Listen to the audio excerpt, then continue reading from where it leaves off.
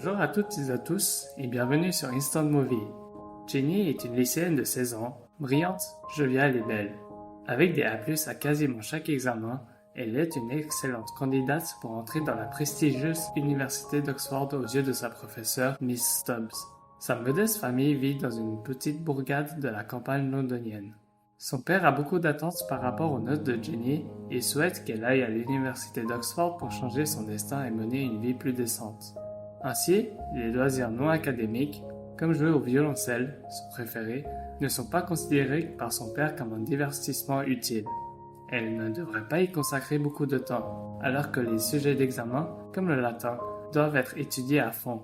Son père considérait l'université comme un investissement qu'elle ne pouvait pas se permettre de manquer. Il tend aussi à informer la famille sur chaque centime qu'il avait dépensé. Sa mère était désolée pour Jenny, mais elle n'osait rien dire. Les attentes de son père lui mettaient beaucoup de pression, car elle détestait le latin. Jenny aspirait à la vie française libre et romantique et savait que lorsqu'elle irait à l'université, elle pourrait lire les livres qu'elle voulait, écouter de la musique française que son père n'aimait pas, et qu'elle pourrait voir des expositions de peintures et des films français. Elle attendait avec impatience le jour où elle irait à l'université. C'était le seul moyen pour elle de s'éloigner de sa vie ennuyeuse. Mais tous ses plans sont bouleversés par la venue d'un homme. Un jour de pluie, alors qu'elle n'a pas de parapluie, un homme dans une voiture de luxe la voit attendre le bus. Au lieu de l'inviter directement à monter dans la voiture, l'homme dit qu'il est mélomane et qu'il s'inquiète pour la violoncelle de Jenny. Il propose de mettre l'instrument dans la voiture et que Jenny suive à l'extérieur de la voiture si elle se sentait méfiante à son égard. La pluie s'intensifie et Jenny choisit enfin d'entrer dans la voiture. L'homme s'appelle David, un juif d'âge moyen avec un sens de l'humour particulier et amusant. Même s'il n'a pas fait d'études universitaires, Jenny le trouve bien cultivé. Elle se réjouit toujours de parler à quelqu'un qui avait une perspective unique. Elle pense que ce n'est qu'une simple rencontre. Mais David non seulement fait livrer des fleurs anonymes le matin du concert du groupe de Jenny, mais la retrouve aussi devant son école. Il lui demande d'aller à un concert le vendredi soir et de dîner ensuite. Il souligne que 2 autres amis seraient présents et qu'il pourrait donner aux parents de Jenny les billets pour l'accompagner si elle n'avait pas confiance. C'est une surprise pour Jenny, qui passait une vie monotone et qui n'avait jamais assisté à un vrai concert auparavant. Son père s'oppose de manière inattendue à ce qu'elle aille au concert avec un homme étrange. Il lui-même hésite à amener Jenny. Pour lui, c'est une distraction de l'école. Mais ce soir-là, David se présente à la maison de Jenny et avec ses manières et ses vêtements de valeur, il a l'air d'un homme mûr, stable, avec une carrière réussie. Le père se dit qu'il ne devrait pas avoir de problème à ce que sa fille aille à un concert avec un tel gentleman. Jenny rencontre l'ami de David, Danny et Helen, sa petite amie.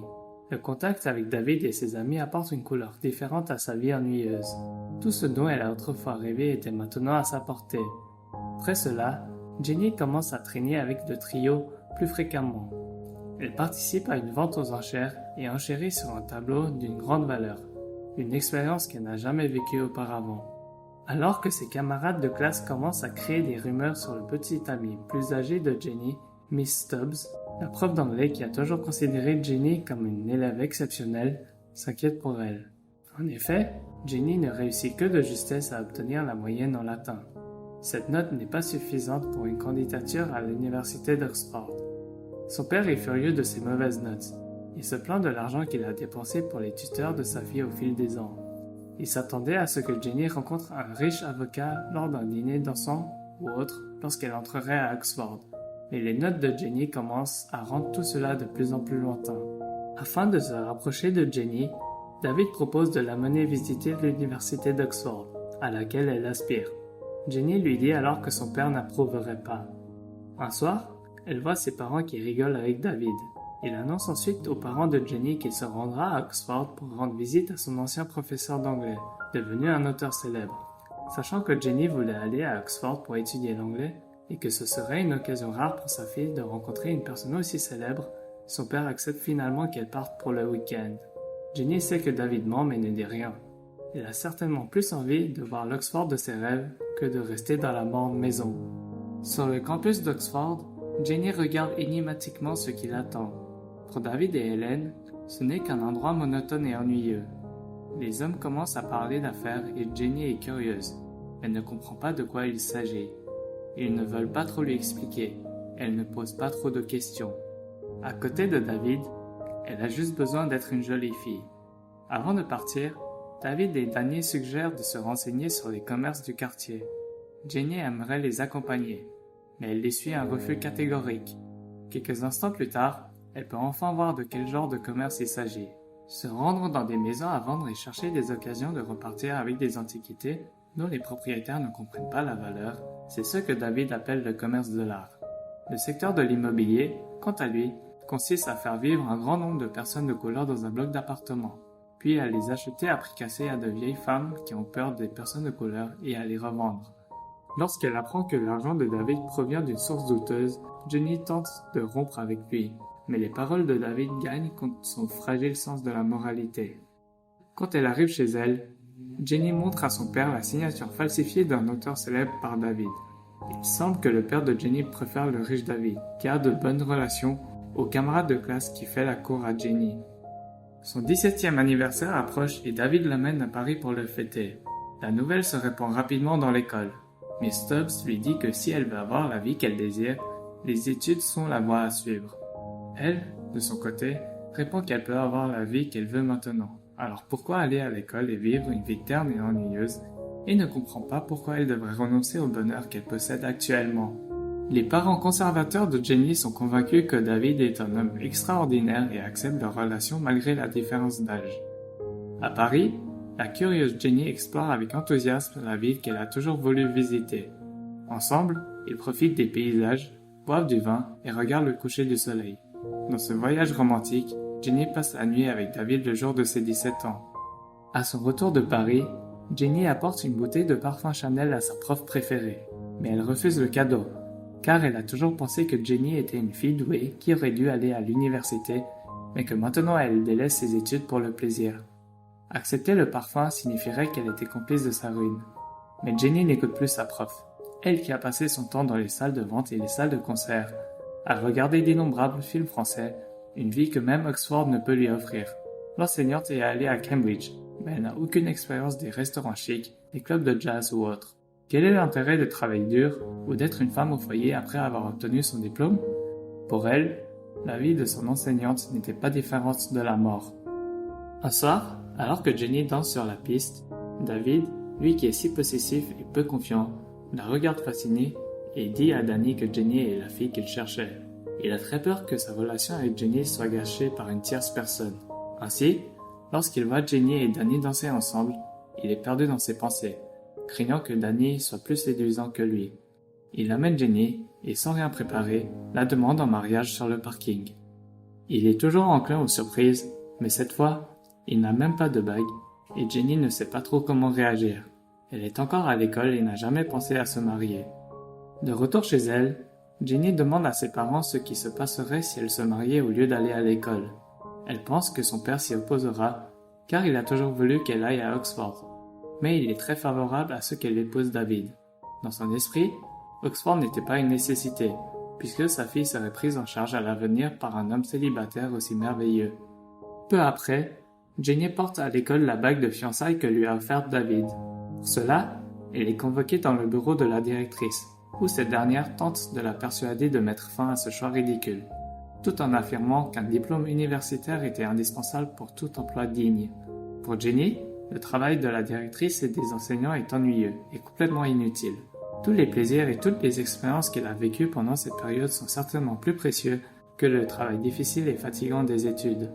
Si le résultat d'études difficiles n'est pas de profiter de la vie, alors pourquoi étudier durement?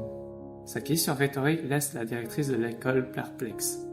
Ce soir-là, David est sur le point d'inviter la famille de Jenny à dîner pour célébrer ses fiançailles officielles avec Jenny. Alors qu'il sort de la voiture pour faire le plein, Jenny ouvre la boîte à gants pour chercher des cigarettes. Mais à la place, elle voit plusieurs lettres adressées à David et à sa femme. Alors elle lutte contre sa tristesse, ne voulant pas entendre d'explication de la part de David, et insiste pour rentrer chez elle. Il s'avère que David est marié depuis longtemps et que la famille vit non loin de son école. C'est pourquoi ils se rencontrent toujours. À cet instant, la vie fantastiquement belle est instantanément réduite à néant. Elle abandonne ses examens et quitte l'école. Elle a tout lâché en échange de rien d'autre que la déception. David affirme qu'il l'aime tellement que, le moment venu, il divorcera de sa femme et que tout s'arrangera pour le mieux. Mais comment Jenny peut-elle croire cela? Elle supplie David de ne pas la laisser seule avec ses parents et lui demande de venir à l'intérieur pour tout leur expliquer. David dit qu'il a besoin d'abord de retourner à la voiture et boire un peu de vin pour se donner du courage. Jenny retourne à la maison pour l'attendre, mais David finit par partir et laisse derrière lui une Jenny au cœur brisé. Le lendemain, Jenny se rend à la maison de David juste au moment où la femme de David sortait avec son enfant. Elle ment en disant qu'elle s'est perdue, mais la femme voit son expression déconcertée et devine immédiatement ce qu'elle est venue chercher. Une expression exactement semblable à celle des filles qui étaient autrefois tenues dans l'ignorance par David.